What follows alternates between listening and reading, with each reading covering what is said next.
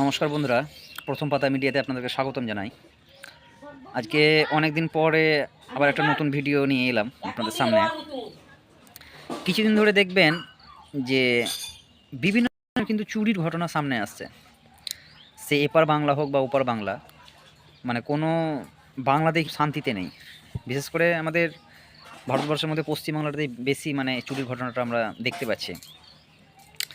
আর এই ঘটনাগুলো কিন্তু কখন ঘটছে সেটা কিন্তু যদি আপনারা একবার লক্ষ্য করেন, বিশেষ করে বাংলাদেশের সরকার পরিবর্তনের পর থেকে হাসিনা সরকার যখন পতন হলো এবং মোহাম্মদ ইউনূস সরকার যখন বাংলাদেশে এলো, তারপর থেকে কিন্তু চুরির ঘটনাটা বেশি সামনে এসছে, যেটা আমরা লক্ষ্য করছি বিভিন্ন সোশ্যাল মিডিয়া থেকে, যেটা আমরা খবর পাচ্ছি। মানে আমাদের পশ্চিমবাংলাতে চুরি হওয়ার আগে থেকে কিন্তু বাংলাদেশে এই চুরির ঘটনাগুলো হতে শুরু হয়ে গেছিলো। বিভিন্ন ধরনের মন্দিরে চুরি, বাড়িতে ডাকাতি থেকে শুরু করে বিভিন্ন রকমের মানে বড় একটা গ্যাংয়ের, বড় একটা র্যাকেট, এই ধরনের কিন্তু চুরি বাংলাদেশে শুরু হয়ে গেছিলো। সেই বাংলাদেশ থেকে শুরু হওয়ার যে ঘটনাগুলো, সেটা কিন্তু এখন পশ্চিমবাংলাতে মানে বিভিন্ন বড় আকারের রূপ ধারণ করেছে। ভিডিওগুলো আমি কিছু দেখাচ্ছি, দেখুন মানে কিভাবে চারিদিক থেকে মানে চুরির ঘটনাগুলো আসছে, বিশেষ করে বাংলাদেশ থেকে এবং পশ্চিমবাংলায়, এই দুই বাংলাতে কিন্তু চুরির ঘটনাটা বেশি।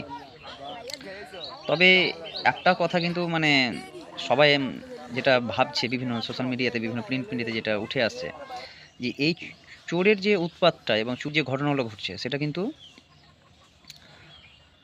বাংলাদেশ সরকার যখন পরিবর্তন হলো, হাসিনা সরকারের যখন পতন হলো, ইউনূস সরকার যখন ক্ষমতায় এসেছে, সেই থেকে তারপর থেকে কিন্তু এই ঘটনাগুলো ঘটছে। তার মানে এটা স্পষ্ট যে হাসিনা সরকারের প্রশাসন যে সমস্ত ডাকাত বা চোরগুলোকে জেলে বন্দি করে রেখেছিল, তারা কিন্তু ইউনূস সরকারের আমলে তারা কিন্তু ছাড়া পেয়েছে, এটা কিন্তু স্পষ্ট। সেটা কিন্তু আমরা এর আগে দেখেওছিলাম।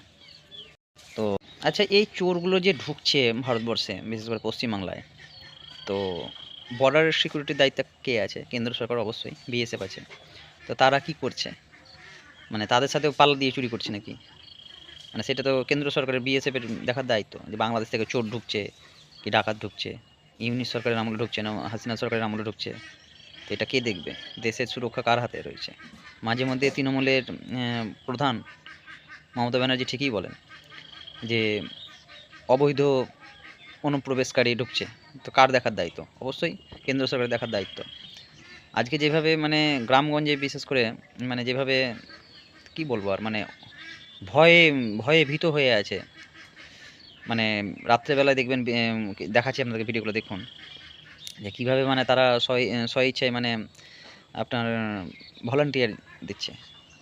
অনেক জায়গায় শুনছি বলে অনেক বাচ্চাকেও তুলে নিয়ে এসে কোনো কিছু না পেলে, মানে এত মানে বাড়াবাড়ি চলছে।